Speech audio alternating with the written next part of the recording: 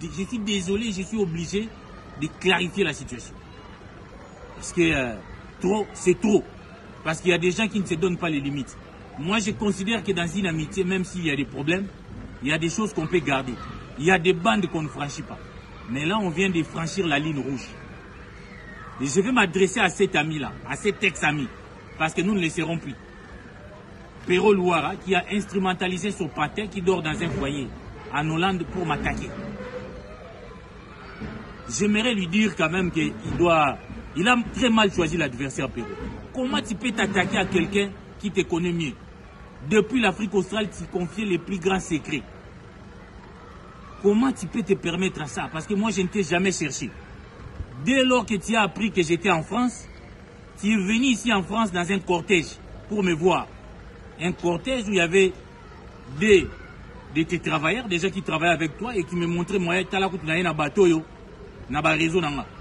non seulement tu m'as montré des de tes confrères, mais derrière, il y avait des sujets rwandais.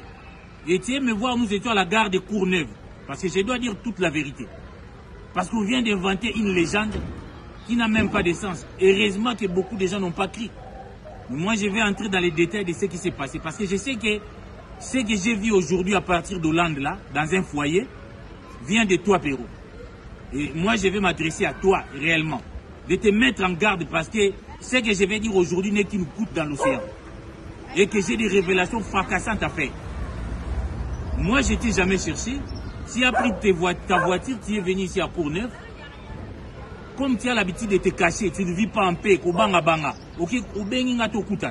moi, je me suis dit ce jour-là, de bonne foi, c'est un ami avec qui on a partagé des bons moments. C'est vrai que je ne partage pas ses convictions, sa position politique, de s'allier avec les Rwandais pour s'attaquer au régime de Kinshasa. Mais comme il veut me voir, c'est toi qui m'as dit je vais venir te voir. Moi, je ne t'ai jamais invité ici en France. Tu étais en Belgique. Tu es venu jusqu'à Courneuve.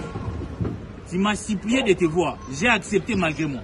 Mais je t'avais posé une condition qu'on ne prenne pas de photos. D'ailleurs, c'est repris par ton patin là qui a en Hollande. Toi, quand il s'est photo, et l'autre côté, rien. Qu'on parle seulement, qu'on se voit parce qu'il y a longtemps qu'on s'est vu.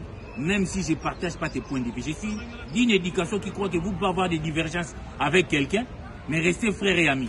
C'est peut-être ça mon éducation. Et j'ai été naïf d'accepter ça. Tu es venu. Nabandi Oyokayo. Tu es venu avec une intention nocive.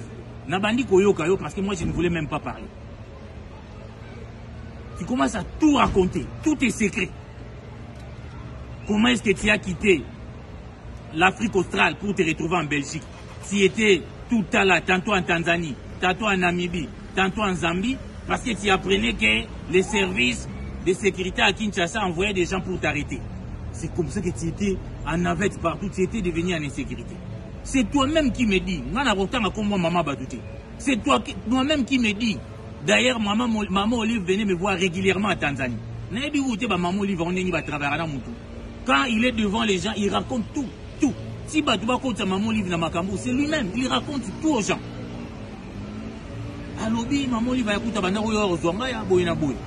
Et puis les réseaux Kabila m'ont aidé à quitter cette insécurité pour m'amener jusqu'au Rwanda. C'est au Rwanda, né aux Zui, au Fouti Tikenayo, n'a passé pas au Rwanda, nous au Belgique. Il y a des images, tu es venu me voir à Courneuve. Donc tu ne peux pas nier ça, c'est une vérité. Et puis tu as commencé à me proposer des choses, Pero. Je prends ma conscience à témoin. Tu as commencé à me proposer des choses. Nengenini ozawana, naromemo, Tokutana Lubaya, Tokutana Katumbi, tu auras ça, je vais te loger telle place. Tu es venu à un recrutement forcé.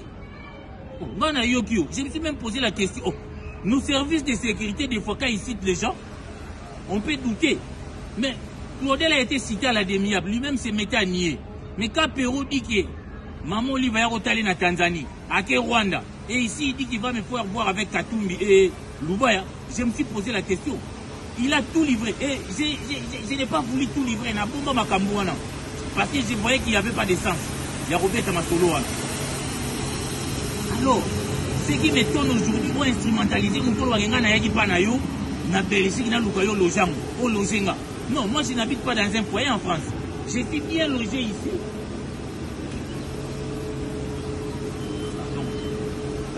Je suis bien logé ici. Je suis bien logé ici. J'ai mon badge dans la maison de mon père ici. Donc, je ne suis pas dans un foyer comme les bonhommes là. Lui-même qui a un problème de logement, il est dans un foyer. Oh, bah là, Syrien, Nicolo, Malien, Nassé, na Congolais, Nassé, na 115 ou na des sans-abri à l'Hollande. Il prétend dire que moi, je suis dans un foyer. Non, moi, j'habite chez nous. Les confrères qui sont venus ici, je leur ai montré mon adresse. Dans la maison de mon père, où je suis seul. J'habite là, une grande maison, dans des conditions humainement acceptables. Donc je n'habite pas comme les gars là qui ont raconté des histoires. S'ils viennent me voir, tu vas me faire entrer dans ton réseau. Tout sauf ça. Naboyi nangai poliment, j'ai dit que moi je ne pars pas avec toi. Tokende, Ozongano, Belgique, Manazongana France, chez une de mes copines qui habite Bourg-la-Reine. C'est là où je vais rester. Je n'ai même pas besoin de Babilo Ronouana, Naboyi Nangango. Et poliment, j'ai refusé.